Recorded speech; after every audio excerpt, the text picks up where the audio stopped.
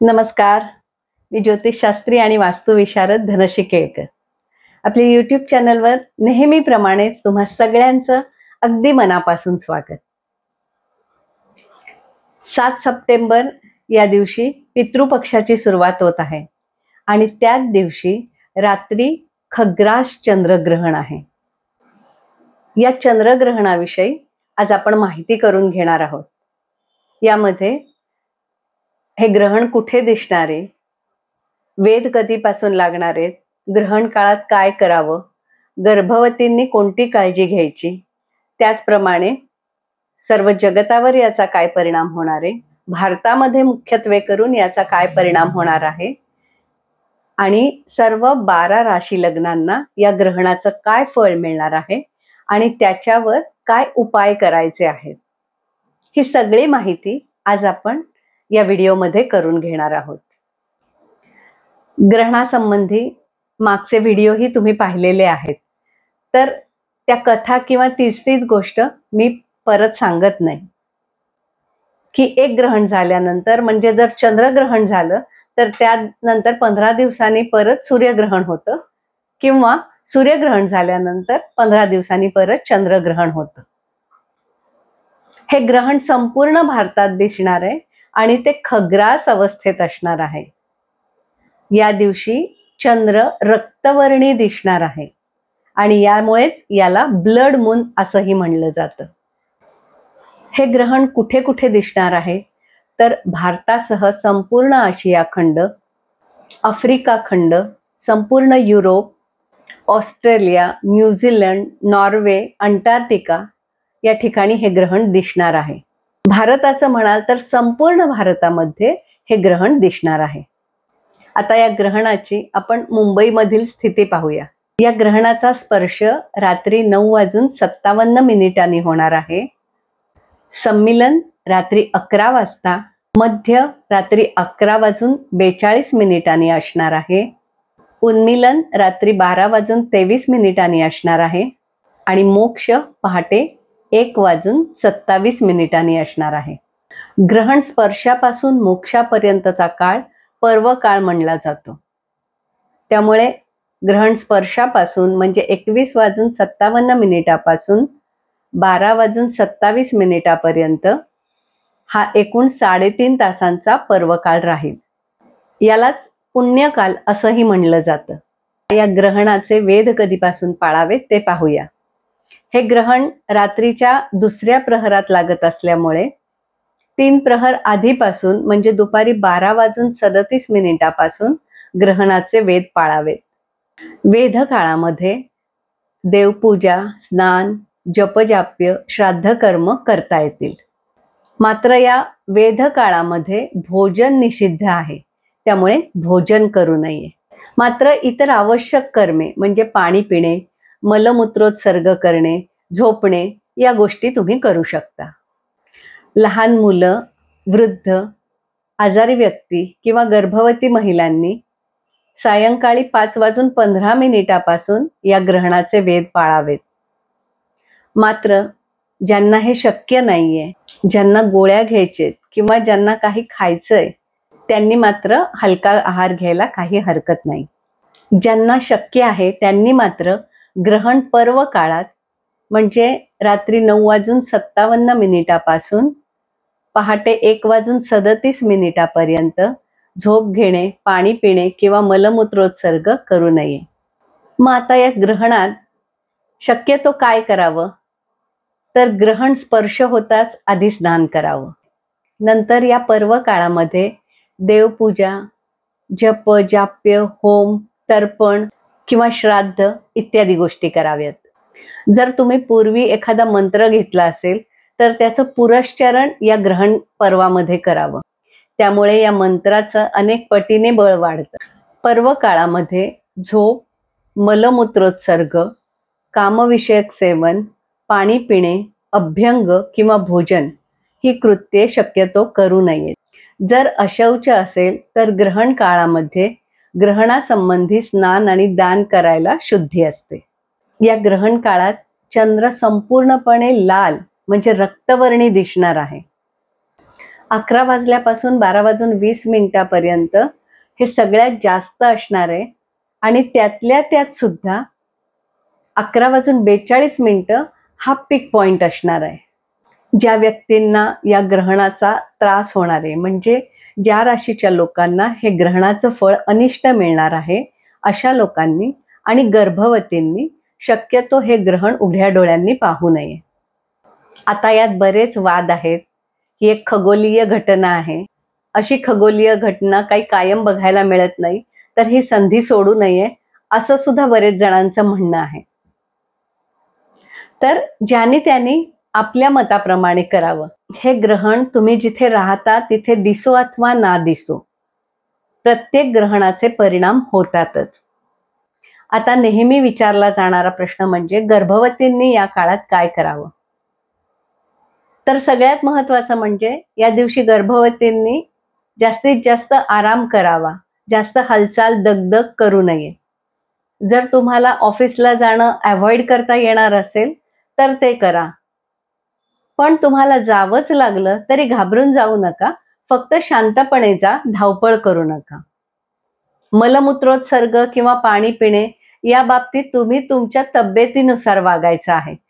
खूप तहान लागले, घशाला कोरड पडले पण पाणी प्यायचं नाही असं करू नका. ज्यांना गोळ्या घ्यायचे, ज्यांना खायचंय त्यांनी हलका आहार घ्या. मात्र शक्यतो या काळात भाजणे, तळणे, चिरणे, कापणे यासारख्या गोष्टी करू नका. उगाच विस्तवाशी खेळ करू नये. हे चंद्रग्रहण आहे आणि चंद्र मनाचा कारक आहे, त्याच्यामुळे आपोआपच इमोशनल इम्बॅलन्स राहतोच. त्याच्यामुळे शक्यतो मानसिक शांती राहील असा प्रयत्न करावा आणि त्यासाठी जमेल तेवढा जप किंवा जमेल तेवढी साधना आपण करावी. आता पाहूया भारतामधील वेगवेगळ्या राज्यांमध्ये याचा काय परिणाम होईल. तर पश्चिम बंगाल, ओडिसा, आंध्र प्रदेश, गुजरात, बांगलादेश, नेपाळ, सौराष्ट्र इत्यादी राज्यांमध्ये वातावरण म्हणजे हवामान खूप विचित्र राहील. खूप पावसामुळे नद्यांना पूर येतील, भूस्खलन होऊ शकतं, भूकंपाची शक्यता राहील आणि पूर परिस्थिती जास्त तीव्र होईल. गल्फ कंट्रीजमध्ये सुद्धा खूप पाऊस पडेल आणि मोठ्या प्रमाणात वादळ होईल. एशियामध्ये ज्या ज्या ठिकाणी युद्ध चालू आहे तिथे युद्ध इंटेन्स होईल.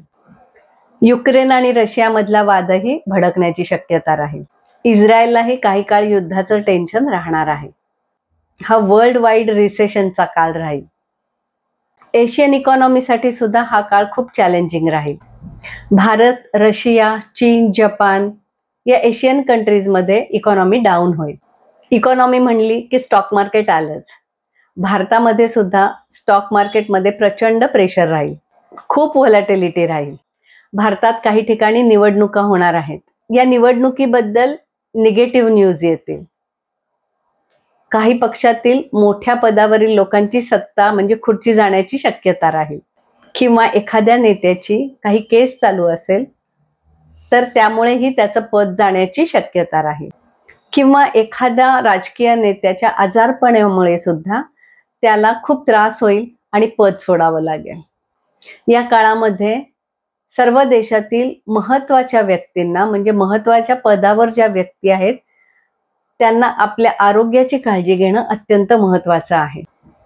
माननीय मोदीजींना सुद्धा आपल्या तब्येतीची काळजी घ्यायची, त्याप्रमाणे ते ती घेतातच. भारताच्या उत्तरेकडे सुद्धा प्रचंड पूर, वादळ यामुळे खूप नुकसान होण्याची शक्यता राहील. मेडिकल सायन्स, लक्झरियस वस्तू किंवा पॉलिटिक्स यामध्ये प्रचंड मोठे बदल होतील. ग्रहणात जे बदल होतात ते पॉझिटिव्ह सुद्धा होतात आणि निगेटिव्ह सुद्धा होतात. म्हणजे एखादी जुनी गोष्ट संपून नवीन गोष्ट चालू होते. म्हणजे चांगल्याही गोष्टी होतात आणि वाईटही गोष्टी होतात. आता मेडिकल सेक्टरमध्ये चांगलं काय होईल, एखाद्या असाध्य रोगावरती चांगलं औषध मिळेल. आणि वाईट काय होईल तर मेडिकल सेक्टर मधला एखादा फ्रॉड बाहेर येईल. आता लक्झरियस गोष्टी म्हणजे काय तर आपलं आयुष्य लक्झरियस असावं, लक्झरियस वस्तू वापराव्यात, याच्यासाठी जर तुम्ही चुकीचं काम करत असाल तर तुम्ही अडकले जा. जे सेलिब्रिटी आहेत त्यांचं काही प्रमाणात नुकसान होण्याची शक्यता राहील. त्यांच्या संबंधी एखादा फ्रॉड बाहेर येण्याची शक्यता राहील. पॉलिटिक्स म्हणाल तर सरकारमध्ये तर प्रचंड मोठे बदल होतील. एखादं पॉलिटिकल स्कॅन्डल सुद्धा बाहेर येण्याची शक्यता राहील.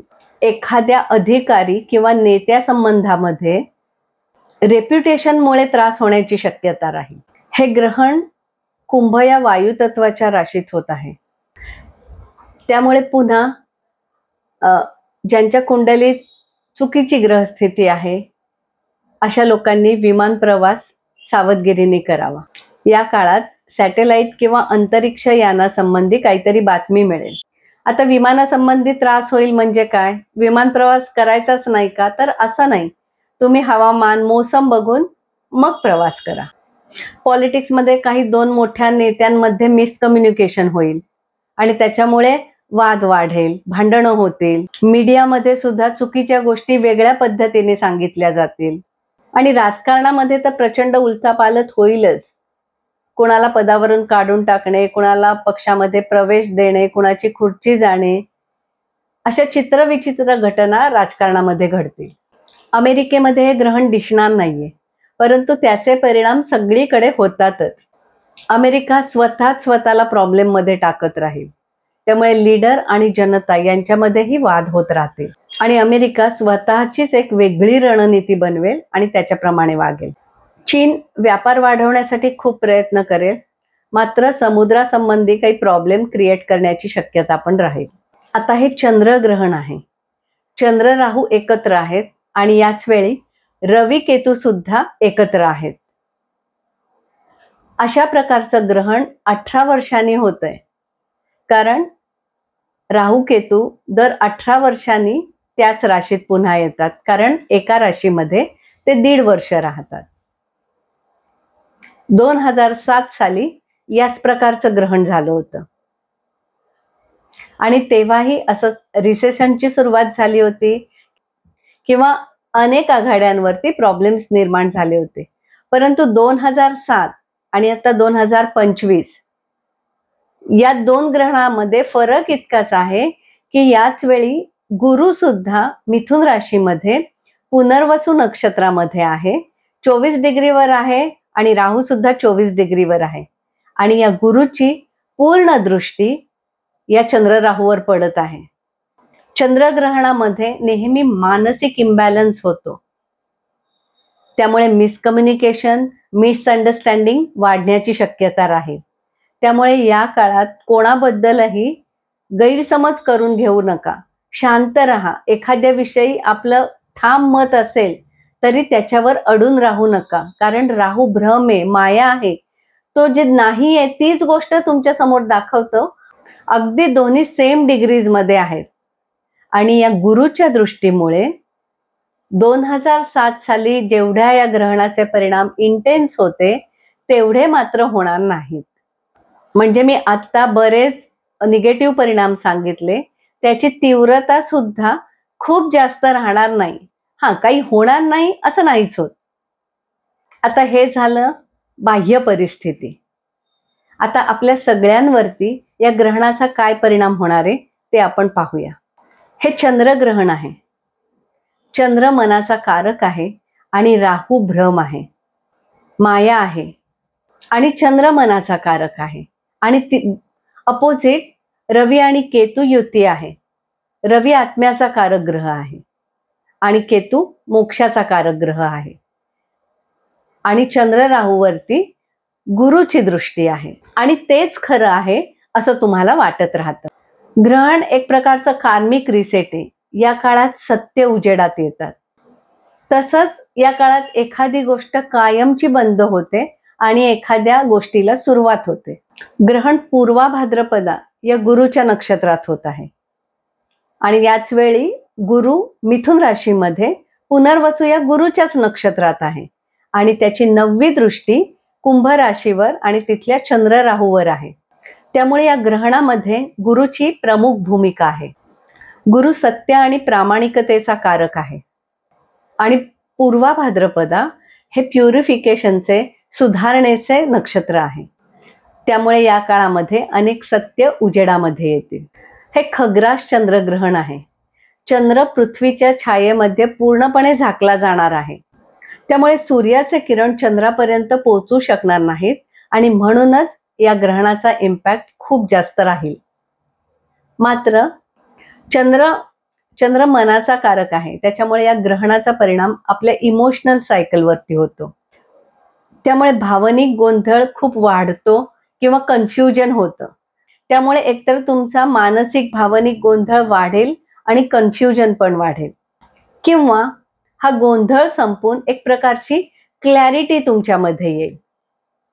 आता तुम्ही म्हणाल की हे प्लस आणि मायनस दोन्ही तुम्ही सांगताय, एकतर असं होईल किंवा असं होईल, तर नक्की कसं होईल? तर याच्यासाठी तुमची स्वतःची कुंडली पण बघणं आवश्यक आहे ना. एक लक्षात घ्या, पूर्वा भाद्रपदा शुद्धतेचं नक्षत्र आहेच. या काळामध्ये आपण आपल्या चुकीच्या सवयी सोडायच्या आहेत आणि नवीन काहीतरी चांगलं करण्याकडे आपली प्रवृत्ती असली पाहिजे. वयाने आपण नक्की इतके मोठे झालेलो आहोत.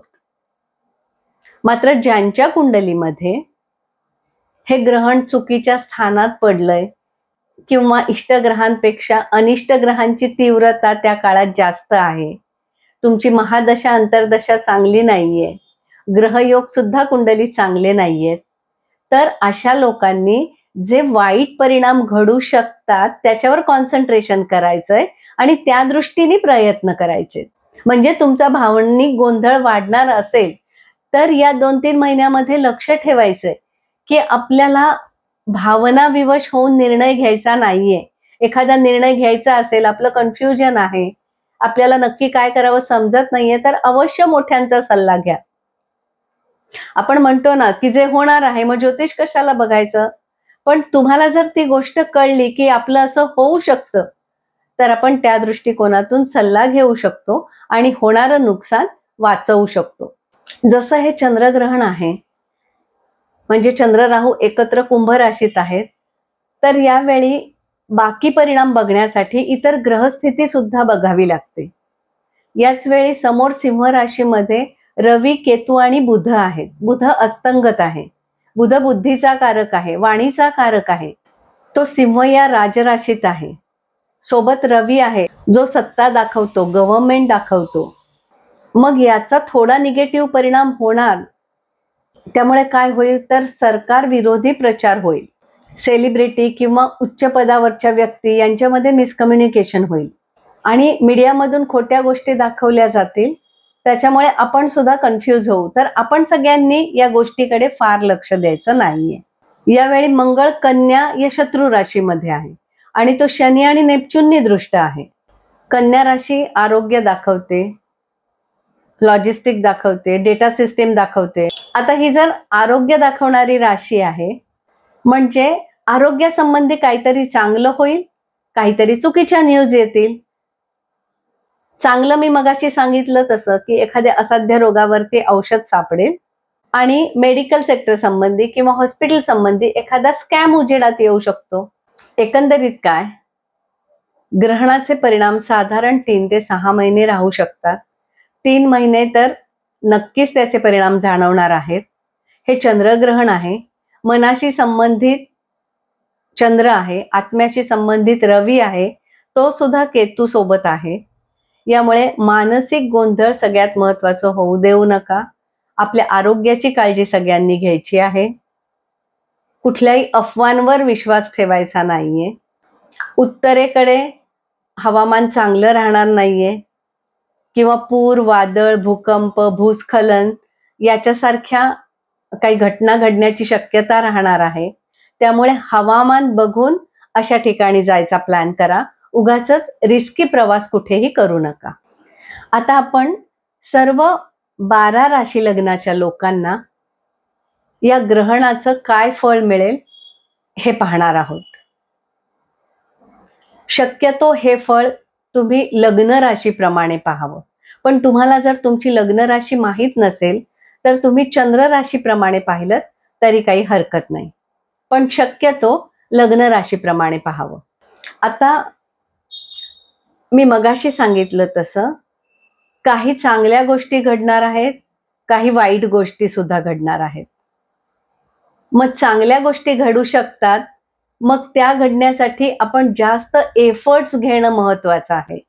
हे सगळ्या राशींसाठी आहे, कारण हे जे ग्रहण आहे ते पूर्वा भाद्रपदा नक्षत्रामध्ये होणार आहे आणि पूर्वा भाद्रपदा नक्षत्राची देवता ही अजैक चरण, एका पायावर उभं राहून तपस्या करणं, म्हणजेच काय, एखाद्या गोष्टीसाठी प्रचंड हार्डवर्क करणं हे अपेक्षित आहे. म्हणजे तुमच्या कुंडलीनुसार तुम्हाला या ग्रहणाचं चांगलं फळ मिळणार आहे, तर त्यासाठी ते चांगलं, खूप चांगलं होण्यासाठी सुद्धा तुम्हाला एफर्ट्स घ्यायचे आणि एखादा काहीतरी चुकीचं किंवा वाईट परिणाम तुम्हाला होऊ शकतो, तर तो होऊ नये यासाठी प्रयत्न करणं, याच्यासाठी सुद्धा हार्डवर्क करणं तुम्हाला अतिशय आवश्यक आहे. याचमुळे काही महत्वाचे निर्णय घ्यायचे असतील आणि तुमचा गोंधळ उडत असेल, ही गोष्ट मी आत्ताच करू का नको, की काही दिवस काही महिने थांबू, अशा प्रकारचे जर तुमचे प्रश्न असतील तर तुम्ही चांगल्या ज्योतिषाला आपली कुंडली दाखवून मार्गदर्शन घ्या. तुम्हाला माझ्याकडून मार्गदर्शन हवं असेल तर माझा फोन नंबर मी डिस्क्रिप्शन बॉक्समध्ये देत आहे, त्यावरती व्हॉट्सॲप करून तुम्ही तुमची अपॉइंटमेंट बुक करू शकता. आता पाहूया 12 लग्न राशींना या ग्रहणाचं काय फळ मिळेल. तत्पूर्वी ही माहिती तुम्हाला आवडली असेल तर या व्हिडिओला लाईक किंवा शेअर करायला विसरू नका. अशा प्रकारचे अनेक माहितीपूर्ण व्हिडिओ पाहण्यासाठी तुम्ही हा चॅनल सबस्क्राईब केला नसेल तर आत्ताच सबस्क्राईब करा आणि बाजूला असलेलं बेल बटन दाबायला विसरू नका, कारण त्याच्यामुळे पुढील येणाऱ्या नवनवीन माहितीपूर्ण व्हिडिओचे नोटिफिकेशन तुम्हाला लगेच मिळेल. सुरुवात करूया. मेष लग्न. मेष लग्नाच्या 11व्या स्थानी हे ग्रहण होणार आहे. म्हणजे 11व्या स्थानात चंद्र राहू असणार आहे आणि पंचम स्थानामध्ये रवी केतू आणि बुध असणार आहे. या ग्रहणाचे परिणाम बघताना आपल्याला राहू केतूचा ऍक्सिस बघायचा आहे. म्हणजे 5 आणि 11 हा राहू केतू ऍक्सिस असल्यामुळे 5 आणि 11 ही स्थानं जास्त ऍक्टिव्हेट होणार आहेत. या स्थानाने दाखवलेल्या गोष्टींसंबंधी तुम्हाला जास्त परिणाम मिळेल. 11वं स्थान म्हणजे लाभस्थान आहे, मैत्रीचं स्थान आहे. या काळात तुम्ही नवीन मित्र जोडू शकता किंवा तुमच्या एखाद्या मित्राशी भांडण असेल, तुमचं पटत नसेल तर ती मैत्री कायमची संपू सुद्धा शकते. नवीन मित्र जोडताना तुमचा सोशल मीडियाशी संबंध येईल, तेव्हा सावधान. सोशल मीडियावरती बरेच भ्रम, माया असे पाहायला मिळतात. आपल्याला असं वाटतं समोरचा जे सांगतोय तेच खरं आहे, त्यामुळे नीट ती गोष्ट तपासून घेतल्याशिवाय मैत्री करू नका, कारण बुध सुद्धा अस्तंगत आहे. पण हीच वेळ तुमची चमकण्याची आहे, कष्ट करण्याची आहे, स्वतःला सिद्ध करण्याची आहे. मग तुमची आर्थिक उन्नती होण्यासाठी डिजिटल मार्केटिंग सारखं सोशल मीडियाचं साधन तुम्हाला अतिशय उपयुक्त पडणार आहे. फक्त त्याचा वापर करताना काळजीपूर्वक करा, जेणेकरून तुमचा तोटा न होता आर्थिक उन्नतीच होईल आणि नवे व्यावसायिक संबंध जोडले जातील, ज्याच्यातून तुम्हाला पैसा मिळेल. आता या काळात तुम्हाला आर्थिक लाभ होणार आहे. मग पैसे कमवण्याचे नवनवीन मार्ग तुम्ही शोधून काढा, पण तो मार्ग चुकीचा असता कामा नये. याच्यासाठी तुम्ही चौकटी बाहेर जाऊन विचार करा. जेव्हा तुम्ही चौकटी बाहेर जाऊन विचार करता आणि त्याच्याप्रमाणे वागता, तेव्हाच तुमची उन्नती होते. मात्र हा पैसे कमवण्याचा मार्ग चुकीचा असता कामा नये आणि या सगळ्यातून तुम्ही तुमची भौतिक, सामाजिक आणि आर्थिक प्रगती करून घ्या. या काळात पंचम स्थानामध्ये रवी, केतू आणि बुध आहेत. तुमच्या संततीची तुम्हाला काळजी घ्यायची, त्यांचे प्रश्न तुम्हाला सोडवायचे. एक लक्षात घ्या, या काळामध्ये चंद्र राहू एकत्र म्हणजे चंद्र मनाचा कारक, रवी केतू एकत्र, रवी आत्म्याचा कारक, केतू मोक्षाचा कारक आणि त्याच्यावर धर्माचा कारक गुरु याची दृष्टी. त्याच्यामुळे सगळ्यांसाठी आध्यात्मिक प्रगती करून घेणं हे या ग्रहण काळात तुम्हाला उत्तम रीतीने जमणार आहे. आपली आध्यात्मिक प्रगती या काळामध्ये तुम्ही नक्की करून घ्या, कारण गुरुकडून सगळ्यांना भरपूर ब्लेसिंग्स मिळणार आहेत. मुलांसोबत सुद्धा तुम्ही काही आध्यात्मिक गोष्टी करून घेऊ शकता, त्यासाठी त्यांना प्रोत्साहित करू शकता. हे प्रेमसंबंधाचं स्थान सुद्धा आहे. जर तुम्ही लव्ह रिलेशनशिप मध्ये असाल तर मिसअंडरस्टँडिंग किंवा मिसकम्युनिकेशन होऊ देऊ नका. किंवा कुठल्याही प्रकारच्या शंका घेऊ नका. हे मंत्राचं स्थान आहे, त्यामुळे या काळात तुम्ही उत्तम साधना करू शकता. कोणत्याही कागदपत्रांवर तुम्हाला सह्या करायच्या असतील, एखादं डील करायचं असेल तर त्यासाठी थोडं थांबा किंवा कागदपत्रांची नीट छाननी करून घ्या. सगळ्या राशीच्या लोकांनी या 2-4 महिन्यामध्ये उपासना कोणती करायची, या ग्रहण काळामध्ये कोणती उपासना करायचे, हे सगळ्यांसाठी एकत्र मी शेवटी सांगणार आहे, कारण ते उपाय सगळ्यांसाठी एकच आहे. वळूया वृषभ लग्नाकडे. वृषभ लग्नाच्या दशमामध्ये हे ग्रहण होणार आहे आणि साहजिकच समोर म्हणजे चतुर्थ स्थानात रवी केतू असणार आहेत.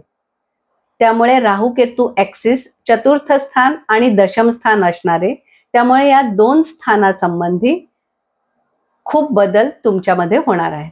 आता दशम स्थान हे कर्मस्थान आहे, त्यामुळे तुमच्या नोकरीमध्ये, बिझनेसमध्ये प्रचंड बदल होण्याची शक्यता राहील. तुमचा स्वतंत्र बिझनेस असेल आणि जुन्या पद्धतीने जर तुम्ही व्यवसाय करत असाल तर त्या जुन्या आयडियाज थोड्या बाजूला ठेवून तुम्ही नवीन आयडियानी आणि नवीन बिझनेस चालू करू शकता आणि त्याच्यात तुम्हाला यश मिळेल. किंवा तुमचा एखादा जुना प्रोजेक्ट चालू आहे, तो काही नीट चालत नाहीये, तर तो सुद्धा तुम्ही बंद करू शकता आणि एखादा नवीन प्रोजेक्ट चालू करू शकता आणि त्यातूनही तुमची उत्तम प्रगती होईल. तुम्ही चांगली भरारी घ्याल, कारण राहू दशमात आहे, तो एक्सपान्शन करतो. दशमातला राहू नेहमी चांगली फळं देतो. अर्थात त्याच वेळी तुमचा शनी चांगला असणं अत्यंत महत्वाचं आहे. कामाच्या ठिकाणी तुम्ही लेटेस्ट टेक्नॉलॉजी वापरा, नवीन आयडिया उपयोगात आणा. थोडक्यात कायम इनोव्हेटिव्ह राहा. व्यवसायामध्ये, नोकरीमध्ये काहीतरी प्रॉब्लेम येतातच, पण हे प्रॉब्लेम आले तरी तुम्ही ते वेगळ्या पद्धतीने हाताळायचे आहेत. तुम्हाला कामासाठी परदेश प्रवास होऊ शकतो, मात्र त्याच्यासाठी मूळ कुंडलीत तसे योग असायला हवे. व्यवसायासंबंधी कोणत्याही प्रकारचं डील करताना, व्यापार करताना सावधानता बाळगणं आवश्यक आहे, कारण राहू भ्रम आहे, माया आहे आणि समोर रवी केतू आहेत. त्याच्यामुळे नीट छाननी केल्याशिवाय कोणताही व्यवहार करू नका. चतुर्थ स्थानासंबंधी सुद्धा वेगळे बदल घडू शकतात, म्हणजे तुम्हाला तुमचं घर बदलायची इच्छा होईल किंवा तुम्ही तुमच्या घरी लोकांना बोलवून सत्संग करू शकता, काही आध्यात्मिक गोष्टी करू शकता. तुमच्या घरी तुम्ही ग्रुप मेडिटेशन करू शकता आणि या काळात पितरांचे आशीर्वाद अवश्य घ्या. मी मगाशी सांगितल्याप्रमाणे प्रगतीसाठी मात्र खूप एफर्ट्स घ्यायचे. वळूया मिथुन लग्नाकडे. मिथुन लग्नाच्या भाग्यस्थानामध्ये हे ग्रहण होणार आहे, म्हणजे चंद्र राहू तिथे एकत्र असणार आहेत आणि समोर तृतीय स्थानामध्ये रवी केतू आणि असंगत बुध असणार आहे. म्हणजे राहू केतू ऍक्सिस तृतीय आणि नवम आहे. नवम स्थान हे भाग्यस्थान, गुरुचं, धर्माचं स्थान आहे. त्यामुळे तुम्हाला या काळात चांगले गुरु लाभण्याची शक्यता राहील. असे गुरु की ज्यांची ख्याती संपूर्ण विश्वामध्ये असेल. या काळात तुमची आध्यात्मिक प्रगती चांगल्या प्रकाराने होईल. तुमचा धर्म काय, तुम्हाला काम काय करायचंय, कशा प्रकारे आध्यात्मिक उन्नती करून घ्यायची, असे प्रश्न जर तुम्हाला पडत असतील तर या काळात त्याचे उत्तर तुम्हाला मिळेल, कारण तुम्हाला चांगला गुरु लाभेल. त्यामुळे नेहमी आपल्या गुरूंच्या संपर्कात राहा. त्याचप्रमाणे मंदिरात जा, तिथे काही काळ बसा आणि तिथे बसून साधना करा. हे स्थान उच्च शिक्षणाचं सुद्धा आहे, त्यामुळे तुम्हाला परदेशी उच्च शिक्षण घेण्याची संधी येऊ शकते, तर ती अवश्य घ्या, मात्र कागदपत्र नीट पडताळून पहा. त्याचप्रमाणे जसं परदेशी जाण्याची संधी येईल तसंच उच्च शिक्षणासाठी तुम्ही वेगवेगळे कोर्स जॉईन करा. त्यामुळे तुम्ही ज्ञानाने अधिक प्रगल्भ व्हाल. गुरुची या स्थानावर दृष्टी आहे, गुरु वृद्धी करतो, त्यामुळे तुम्हाला मोठमोठे प्रोजेक्ट करण्याची बुद्धी होईल. तर ते तुम्ही घ्यायचेत, करायचेत, पण त्याची आखणी नीट करायची, त्याच्यासाठी खूप एफर्ट्स घ्यायचे.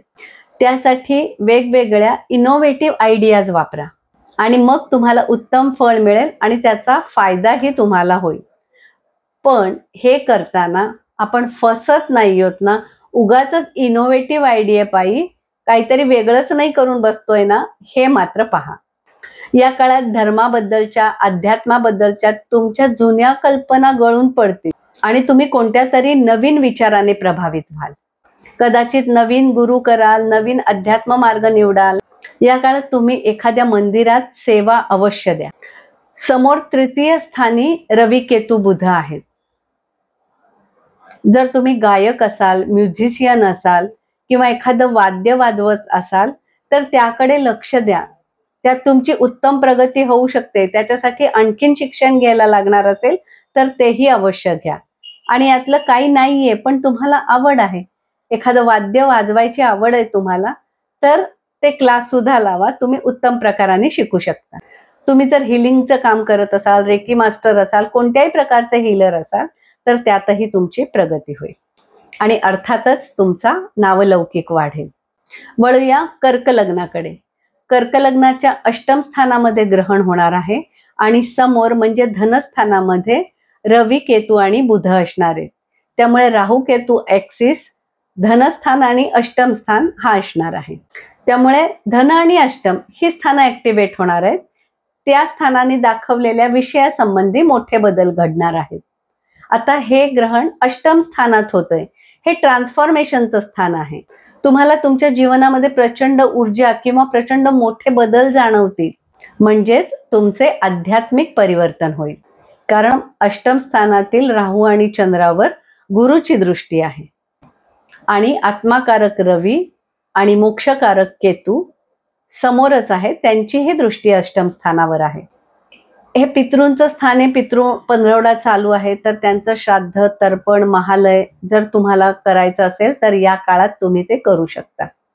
त्याचे चांगलेच फायदे तुम्हाला मिळतील. पितरांचे आशीर्वाद तुमच्यासाठी अत्यंत आवश्यक आहे. मोक्षस्थानातील ऊर्जा सक्रिय झाल्यामुळे तुम्ही काही गूढ विद्या चांगल्या प्रकाराने शिकू शकता. काही गोष्टींसंबंधी पारंपरिक ज्या समजुती आहेत त्या तुम्ही निर्भयपणे मोडीत काढाल. तुमच्या वंशासंबंधी, तुमच्या गोत्रासंबंधी किंवा तत्सम घराण्यासंबंधी वेगवेगळी माहिती सुद्धा तुम्ही गोळा कराल आणि त्याच्यात तुम्ही यशस्वी व्हाल. ज्योतिष, अध्यात्म, कुठल्याही प्रकारचं हिलिंग किंवा कुठलंही गूढ ज्ञान याच्यामध्ये तुम्ही या काळामध्ये तुम्ही उत्तम प्रकारे घेऊ शकता. सगळ्या प्रकारच्या गूढ विद्या जसं ज्योतिष, संमोहन शास्त्र म्हणजे हिप्नोटिझम किंवा प्लॅनचेट तत्संबंधी किंवा तंत्र या विषयावर सुद्धा उत्तम ज्ञान तुम्ही घेऊ शकता. मात्र ह्या सगळ्या ज्ञानाचा उपयोग तुम्हाला चांगल्या गोष्टींसाठी करायचा आहे, ज्याच्यामुळे सामाजिक कार्य सुद्धा तुमच्या हातून होईल. कोणतीही चुकीची गोष्ट तुम्ही करायची नाहीये. वाणीच्या स्थानी रवी, केतू आहेत. तुमचं बोलणं सगळ्यांना आवडेल. तुम्ही जर स्पीच दिलं, भाषण दिलं तर ते पॉवरफुल राहील किंवा तुम्ही जे लोकांना सांगाल ते लोकांना पटेल. म्हणजेच या काळात तुम्ही उत्तम स्पीकर व्हाल. जर तुमचं डाएट चांगलं नसेल तर ते चांगला करण्याचा प्रयत्न करा, नाहीतर तुमच्या आरोग्याला त्रास होईल. रवी, केतू धनस्थानात आहेत, त्याच्यामुळे तुम्हाला पैसे कसे मिळतील याचाही तुम्ही विचार करणार. मात्र ग्रहण अष्टम स्थानात होत आहे, त्याच्यामुळे दुसऱ्याच्या डोळ्यातून पाणी काढून कुठल्याही प्रकारचं धन तुम्हाला कमवायचं नाहीये. लाचखोरी, व्याजाने पैसे देणं किंवा तत्संबंधी थोडक्यात ब्लॅक मनी तुम्ही कमवायचा नाहीये, नाहीतर त्याचे वाईट परिणाम तुम्हाला भोगायला लागतील. थोडक्यात या काळात तुमची आध्यात्मिक उन्नती तुम्ही करून घ्यायचे. वेगवेगळ्या विषयासंबंधी, गूढशास्त्रासंबंधी ज्ञान तुम्ही घ्यायचंय आणि आर्थिक, सामाजिक तसंच आध्यात्मिक उन्नती करून घ्यायची आहे. वळूया सिंह लग्नाकडे. सिंह लग्नाच्या सप्तम स्थानात ग्रहण होणार आहे आणि लग्न स्थानात रवी, केतू आणि असंगत बुध असणार आहे. त्याच्यामुळे सप्तम स्थान आणि लग्न स्थान हा राहू केतूचा ऍक्सिस असणार आहे. सप्तम स्थानात ग्रहण असल्यामुळे रिलेशनशिपसाठी हा अत्यंत चॅलेंजिंग पिरियड असणार आहे. आपल्या पार्टनर बरोबर कोणत्याही प्रकारचे वाद घालू नका, गैरसमज होणार नाहीत याची काळजी घ्या. बोलताना तोंडावर संयम ठेवा. या काळात तुमच्या कुंडलीतील ग्रहस्थितीप्रमाणे, म्हणजे तुमचं जर पार्टनरशी पटत नाहीये, ते संबंध अगदी ताणले जाऊन तुटायच्या बेतात आले असतील तर या काळात तुम्ही वेगळे व्हाल. कारण केतू नेहमी वियोग करतो, त्याची सप्तम स्थानावर दृष्टी आहे, त्याच्यावर गुरुची ही दृष्टी आहे. त्यामुळे असं जर घडलं म्हणजे तुम्ही पार्टनर पासून विलग झालात तरी दुसऱ्या रिलेशनशिपचा सुद्धा तुम्ही विचार करू शकता. आता या गोष्टी तुम्ही पॉझिटिव्हली घ्यायचेत की जे नातं तुम्ही टिकवूच शकत नाहीयेत, असंच नातं तुम्ही तोडू शकता किंवा तुम्ही विभक्त होऊ शकता. मात्र तुमच्यात जर गैरसमज असतील किंवा ते जोडू शकणार असाल तर त्याच्यासाठी मेहनत घ्या, एफर्ट्स घ्या आणि ते नातं नीट ठेवा. तुमचा जर पार्टनरशिप मध्ये व्यवसाय असेल तर त्याच्यामध्ये काहीतरी चांगले टाइप्स तुम्ही करू शकता. टाइप्स करताना विचार करून करा. मात्र असे चांगले टाइप्स तुमच्या बिझनेस मध्ये खूप उपयोगी पडतील, तुम्हाला खूप पैसा मिळेल. लग्नस्थानी आत्माकारक रवी आणि मोक्षकारक केतू. तुम्ही स्वतःला जाणून घ्यायचा प्रयत्न कराल. मी कोण, माझा आयुष्यात काय रोल आहे, मला काय नाते निभवायचे, मी आई वडील म्हणून चांगला असणारे, मुलगा म्हणून, समाजातला एक घटक म्हणून, या सगळ्या संबंधी बरेच विचार तुमच्या मनात येतील. थोडक्यात तुम्ही तुमचं स्वतःचं प्युरिफिकेशन करणार आहात. म्हणजे तुम्ही करू शकता याच्यासाठी एफर्ट्स घेणं आवश्यक आहे. कारण या रवी केतूमुळे तुम्ही आत्मशोधन करणार आहात. थोडक्यात तुमची क्लिन्झिंग प्रोसेस होणार आहे आणि याचमुळे यासाठी तुम्ही खूप साधना करायची आहे, मेडिटेशन करायचं आहे.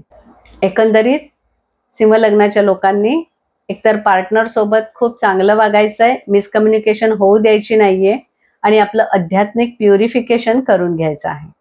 वळूया कन्या लग्नाकडे. कन्या लग्नाच्या 6ठ स्थानात ग्रहण होणार आहे आणि समोर म्हणजे 12व्या स्थानामध्ये रवी केतू आणि अस्तंगत बुध असणार आहेत. म्हणजेच राहू केतू ऍक्सिस 6ठ स्थान आणि व्ययस्थान असं असणार आहे. ही 2 स्थानं ऍक्टिव्हेट होणार आहेत. तुम्हाला जर काही चुकीच्या सवयी असतील, म्हणजे स्मोकिंग, ड्रिंकिंग किंवा तत्सम, की ज्या गोष्टी सोडल्या पाहिजेत असं तुम्हाला वाटतंय, तर या गोष्टी तुम्ही या काळामध्ये नक्की सोडू शकता. अवश्य प्रयत्न करा. किंवा तुम्हाला एखादा जुना आजार असेल, त्याच्यावर खूप वर्ष तुम्ही उपचार करताय पण अजून काही फरक पडत नाही, तर तो आजार सुद्धा नक्की बरा होईल. मात्र पुढे तुम्ही तुमची तब्येत सांभाळणं अत्यंत महत्वाचं आहे. हे शत्रूचं स्थान आहे. तुमचे हितशत्रू सुद्धा या काळामध्ये संपतील, पण तुम्ही नवीन शत्रू निर्माण करायचे नाहीये. कारण शत्रूंशी कसं डील करायचं, त्यांना कसं संपवायचं हे तुम्हाला चांगलं समजेल, पण याच वेळी तुम्ही दुसऱ्याला डिवचायचं सुद्धा नाहीये. तुम्ही जर नोकरी करत असाल तर हे नोकरीचं म्हणजे कामाचं ठिकाण आहे, तर ती नोकरी सोडून तुम्ही दुसरी नवीन चांगली नोकरी सुद्धा बघू शकता. मात्र याच्यासाठी तुमची कुंडली बघणं अगदी आवश्यक आहे. एखादी नवीन चांगली संधी चालून आली तरी ती डोळसपणे पहा, ती कंपनी चांगली आहे ना बघा.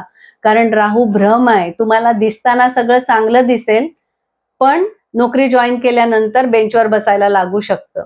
त्याच्यामुळे आपली कुंडली चांगल्या ज्योतिषाला दाखवा आणि मगच काय तो निर्णय घ्या.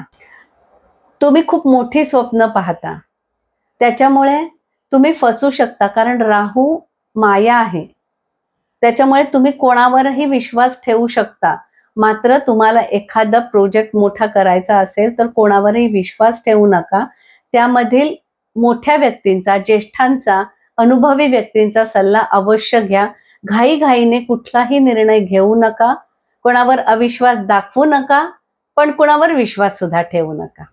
रवी केतू 12व्या स्थानी आहेत, त्यामुळे तुमच्या सबकॉन्शियस माइंड मध्ये बरेच विचार येतील. तुमचं सबकॉन्शियस माइंड ऍक्टिव्हेट होईल, त्यामुळे तुमची धार्मिक आध्यात्मिक वृत्ती वाढेल. या काळात तर्पण अवश्य करा. पितरांचे आशीर्वाद घेणं तुमच्यासाठी खूप महत्वाचं राहील. एकंदर काय, मोठी स्वप्न पहा पण काळजीपूर्वक वागा, आरोग्याची काळजी घ्या आणि आध्यात्मिक प्रगती करून घ्या. वळूया तुळ लग्नाकडे. तुळ लग्नाच्या 5म स्थानात ग्रहण होणार आहे आणि समोर 11व्या स्थानामध्ये रवी केतू आणि अस्तंगत बुध असणार आहे. त्यामुळे राहू केतू ऍक्सिस 5म आणि लाभस्थान असा असणार आहे. 5म स्थान संततीचं स्थान आहे. तुमच्या संततीच्या आयुष्यामध्ये काही मोठा बदल होऊ शकतो. त्यामुळे तुमचं मुलांशी असलेलं नातं नव्याने निर्माण होईल. किंवा तुम्हाला संतान प्राप्तीची इच्छा असेल तर ती तुमची इच्छाही पूर्ण होईल. त्यामुळे जर तुमच्या कुंडलीमध्ये आता संतती योग असेल तर हा चान्स नक्की घ्या. आणि त्याच्या संबंधी काही प्रॉब्लेम असतील तर आपल्या कुंडलीनुसार सुद्धा उपाय करा आणि डॉक्टरी सल्ला सुद्धा अवश्य घ्या. हे प्रेमसंबंधाचं स्थान आहे. जर तुम्ही एखाद्या रोमॅन्टिक रिलेशनशिप मध्ये असाल तर कोणत्याही प्रकारचे गैरसमज होऊन हे नातं तुटणार नाही याची काळजी तुम्ही या काळात घ्यायची आहे. कोणत्याही प्रकारचा गैरसमज होणार नाही याची काळजी तुम्ही घ्या. या काळात एखादी तुमची नवीन रिलेशनशिप सुद्धा होऊ शकते. म्हणजे तुम्ही अजूनपर्यंत रिलेशनशिप मध्ये नाही आहात, तुमची तशी इच्छाही नव्हती, पण या काळात असं होऊ शकतं की बघता क्षणी एखाद्याच्या प्रेमात तुम्ही पडू शकता आणि ही धोक्याची घंटा आहे. तर असं करू नका. विचारपूर्वक निर्णय घ्या. आणि जर तुम्ही ऑलरेडी रिलेशनशिपमध्ये आहात तर पार्टनर संबंधी गैरसमज करू नका. कदाचित तुम्हाला ते नातं तुटण्याची सुद्धा भीती वाटेल, पण गैरसमज होणार नाहीत याची काळजी तुम्ही घ्यायची. पंचम स्थान क्रिएटिव्हिटीचं स्थान सुद्धा आहे. अनेक नवनवीन आयडिया तुम्हाला सुचतील, त्याच्याप्रमाणे तुम्ही काम कराल. हे मंत्राचं स्थान आहे. इथे तुम्ही तुमची मंत्र साधना करू शकता. त्यामुळे तुमची आध्यात्मिक प्रगती चांगली होईल. लाभस्थानामध्ये रवी आणि केतू आहेत. नवीन मित्र जोडताना काळजी घ्या. नवीन मित्र मिळतीलच, पण त्यांच्याशी किती संबंध वाढवायचे याचा विचार करा आणि मगच संबंध वाढवा. तुम्ही या मित्रांना सोबत घेऊन एक चांगलं सामाजिक कार्य करू शकता. हे लाभाचं स्थान आहे, त्यामुळे पैसा मिळवण्याचे नवीन मार्ग तुम्हाला सुचतील आणि हा मिळालेला पैसा तुम्ही चांगल्या कामासाठी वापराल. एकंदरीत तुमची creativity, friend circle, social media हे सगळं काम करणार आहे. मात्र या सगळ्यासाठी अर्थातच हार्डवर्क अत्यंत आवश्यक आहे. वळूया वृश्चिक लग्नाकडे. वृश्चिक लग्नाच्या चतुर्थ स्थानामध्ये ग्रहण होणार आहे आणि समोर दशम स्थानामध्ये रवी, केतू आणि अस्तंगत बुध असणार आहेत. त्यामुळे राहू केतू ऍक्सिस चतुर्थ स्थान आणि दशम स्थान असा असणार आहे. चतुर्थ स्थान म्हणजे तुमचं घर. तिथे चंद्र आणि राहू, मनाचा कारक ग्रह चंद्र, त्याला राहूनी ग्रासलंय. त्यामुळे कदाचित तुमच्याच घरात तुम्हाला रेस्टलेस वाटू शकतं किंवा तुम्हाला तुमची घरात राहण्याची पद्धत, स्टँडर्ड ऑफ लिव्हिंग किंवा एकंदर लाईफस्टाईल बदलाविषयी वाटेल. पण याच्यासाठी उगाचच अवास्तव खर्च करू नका. अर्थात गुरुची या स्थानावर दृष्टी असल्यामुळे तुमच्या मनात विचार आला तरी तुम्ही लगेच तो अंमलात आणणार नाही, परंतु तुमच्या कुंडलीतली ग्रहस्थिती तशी असणं महत्वाचं आहे. तुम्ही आपल्या घरातल्या लोकांसोबत जास्तीत जास्त वेळ घालवाल, त्यांच्या अडचणी समजावून घ्याल. आणि चुकीचं काय तर घरातल्यांची किंमत नाही असं वागू नका. त्यांना वेळ द्या, मान द्या. तुम्हाला गाडी खरेदी करायची असेल तर ती मात्र आता लगेच खरेदी करू नका, कारण समोर रवी केतू आहेत. तुमच्या नोकरीमध्ये किंवा बिझनेसमध्ये तुम्ही मन लावून काम करा, अपार कष्ट घ्या, हार्डवर्क करा, म्हणजे तुमची प्रगती चांगली होणार आहे. तिथे तुम्ही जर अनावश्यक गोष्टी करत असाल किंवा ज्याच्यामुळे तुमची प्रगती करणार नाही अशा एखाद्या गोष्टीच्या तुम्ही मागे लागत असाल तर ती गोष्ट मनातून काढून टाका किंवा त्या गोष्टी संपवून टाका आणि नवीन आयडियाज वापरून तुमच्या बिझनेसमध्ये किंवा तुमच्या नोकरीमध्ये तुम्ही काम करा. थोडक्यात जुनी कामाची पद्धत बदलून नवीन इनोव्हेटिव्ह कामाची पद्धत तुम्ही तयार करा आणि त्याच्याप्रमाणे वागा. त्यामुळे तुम्ही यशस्वी व्हाल.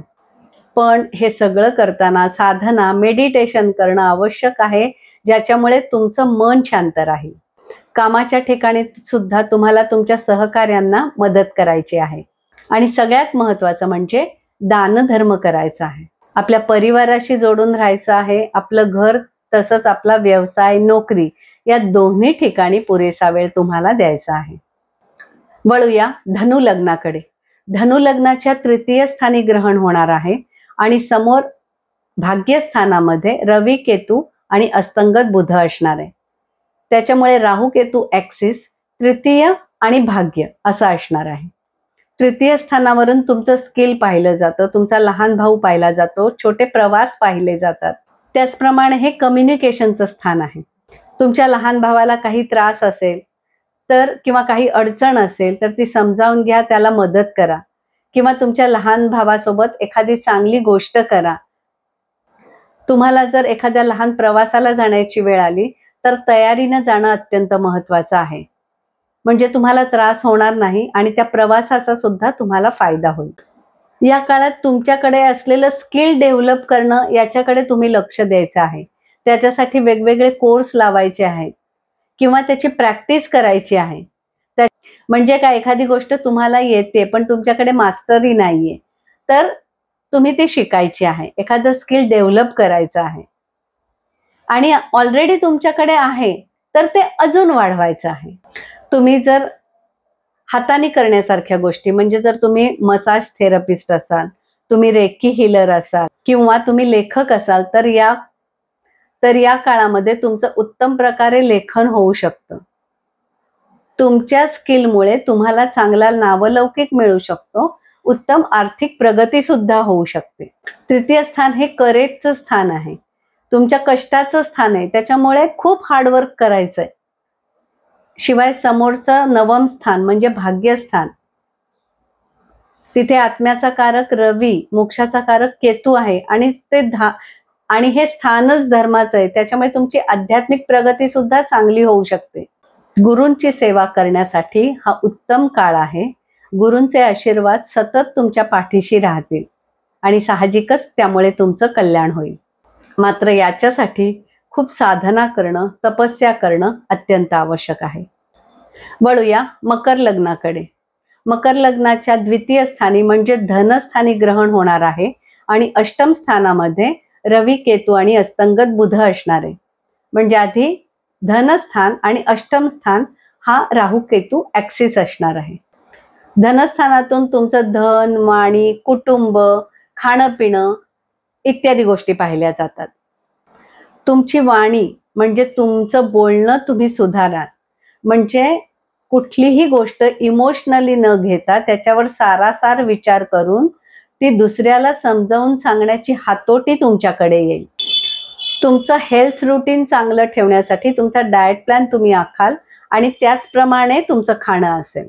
याचबरोबर आपल्या कुटुंबातील व्यक्तींची काळजी घेणं, त्यांना सपोर्ट करणं हेही तितकंच महत्वाचं आहे. ते तुम्ही करताच, मात्र त्याचा अतिरेक होता कामा नये.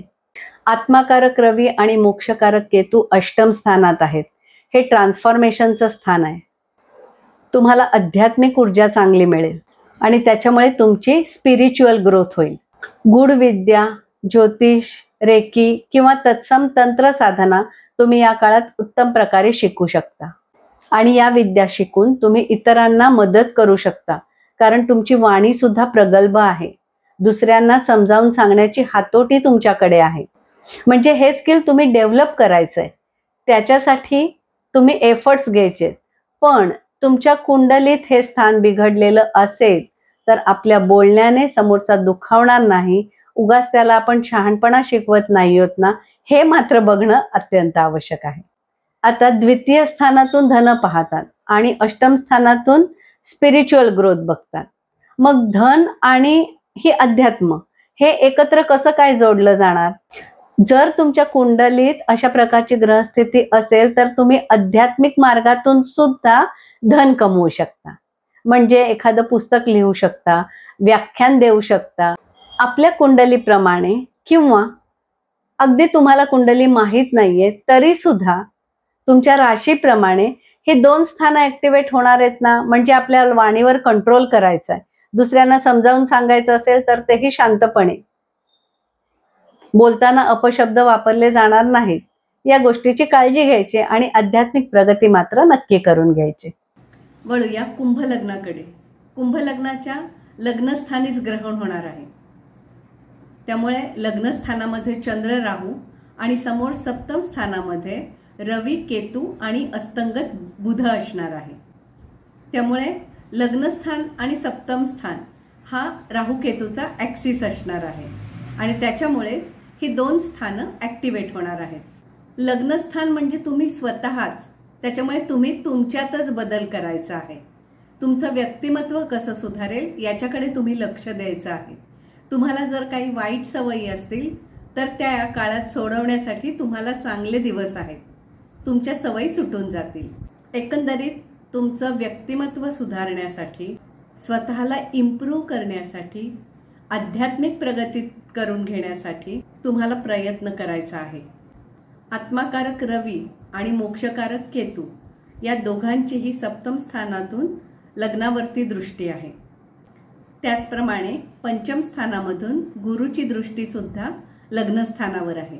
त्यामुळे तुम्ही स्वतःमध्ये सकारात्मक बदल करू शकता. सप्तम स्थान हे जोडीदाराचं स्थान आहे. त्याच्यामुळे दोघांमध्ये वादविवाद होणार नाही, गैरसमज होणार नाहीत याची काळजी तुम्ही घ्यायची आहे. या काळात तुम्ही दोघं मिळून तुमची दोघांचीही प्रगती करून घेऊ शकता. तुमची एकमेकांना साथ राहील. तुम्ही जर बिझनेस करत असाल आणि तो पार्टनरशिपमध्ये असेल तर त्याच्यामध्ये तुम्ही प्रगती करू शकता. पार्टनर संबंधी काही गैरसमज असतील तर ते वेळीच मोडीत काढा. नवीन पार्टनरशिप तुम्ही करू शकता, फक्त ती करताना डोळे उघडे ठेवा. म्हणजेच काय, कुणाच्या सांगण्यावर विश्वास ठेवू नका, तर स्वतःवर विश्वास ठेवा. आणि या काळात तुम्हाला नवीन स्पिरिच्युअल पार्टनर सुद्धा मिळू शकतो. म्हणजे तो तुमचा बिझनेस पार्टनर असेल पण त्याची सुद्धा आध्यात्मिक प्रगती चांगली झाली असेल. या काळात कोणत्याही प्रकारच्या कोर्ट केसेस होणार नाहीत याची काळजी तुम्ही घ्यायची. आणि एखादी जुनी केस चालू असेल तर तुम्ही ती सेटल कशी होईल याच्याकडे लक्ष द्यायचंय. ती केस या काळामध्ये संपून जाऊ शकते. जेव्हा मी स्वतःची प्रगती करून घ्या असं म्हणते, त्याच्यामध्ये शारीरिक प्रगती होते, आध्यात्मिक प्रगती होते आणि आर्थिक उन्नती सुद्धा होते. या काळात तुमची आर्थिक उन्नती सुद्धा होणार आहे, पण त्याच्यासाठी प्रामाणिकपणे कष्ट करणं, हार्डवर्क करणं खूप महत्त्वाचं आहे. तुम्हाला काही नवीन शिकायचं असेल, परदेशी शिक्षणासाठी जायचं असेल, त्यासाठी सुद्धा हा काळ चांगला ठरेल. एकंदरीत या काळामध्ये तुम्ही खूप नवीन गोष्टी शिकू शकता, उच्च शिक्षण घेऊ शकता, स्वतःमध्ये भरपूर बदल करून आपलं व्यक्तिमत्व सुधारू शकता. वळूया मीन लग्नाकडे.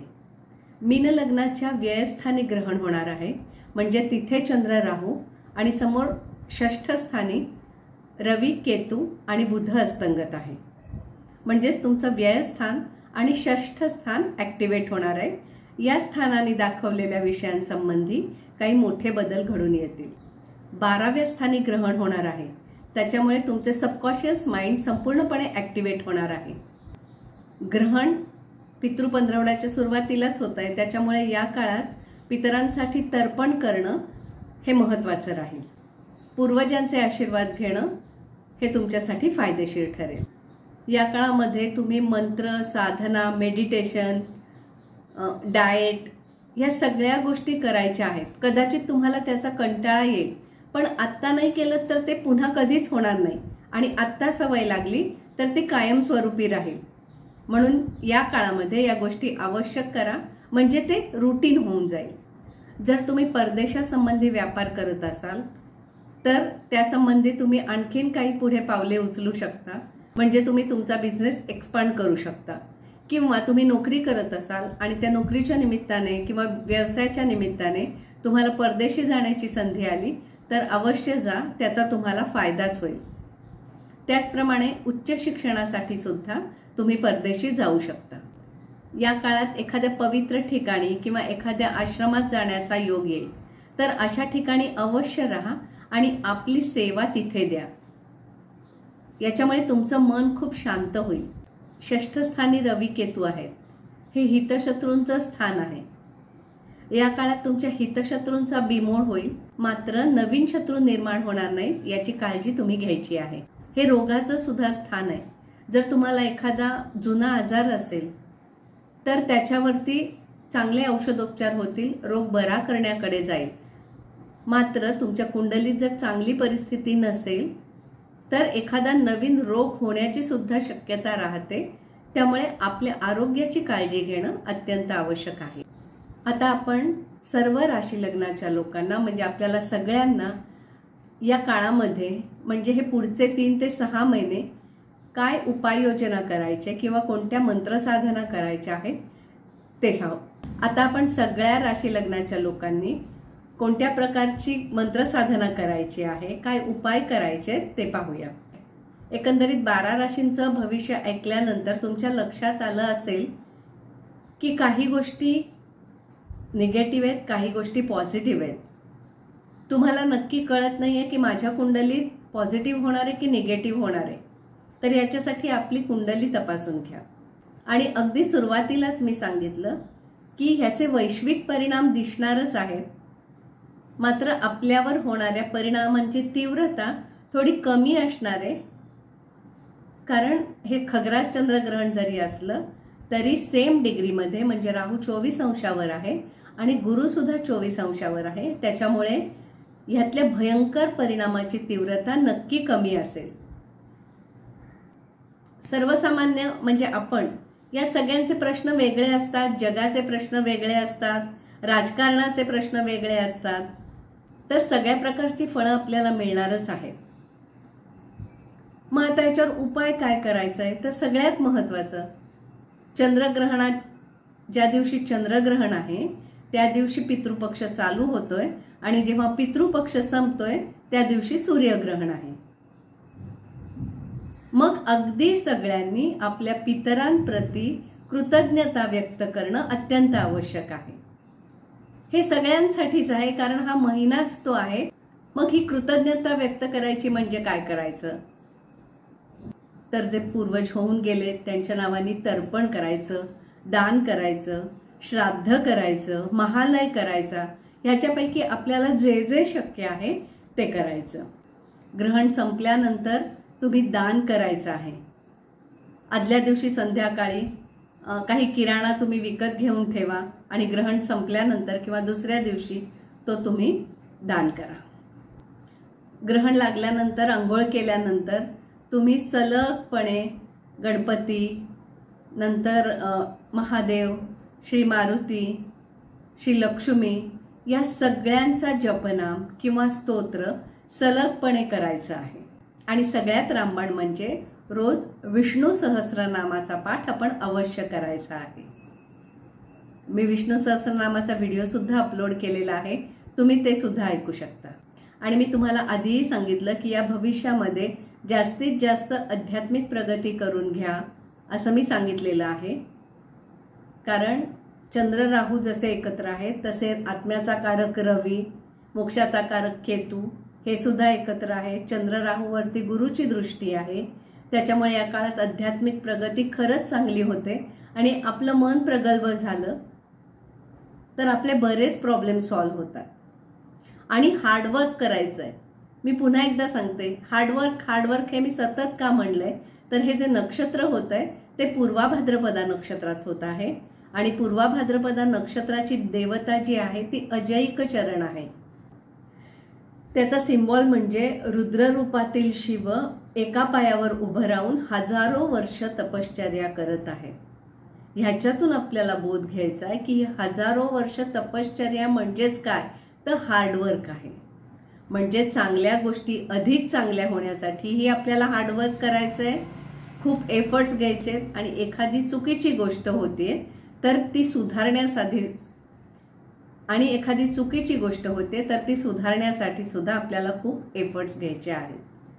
अफवांवर विश्वास ठेवू नका. गर्भिणींनी अजिबात घाबरून जाऊ नका. झेपेल तेवढंच करा. उगाचच पाणी प्यायचं नाही, खायचं नाही असं करू नका.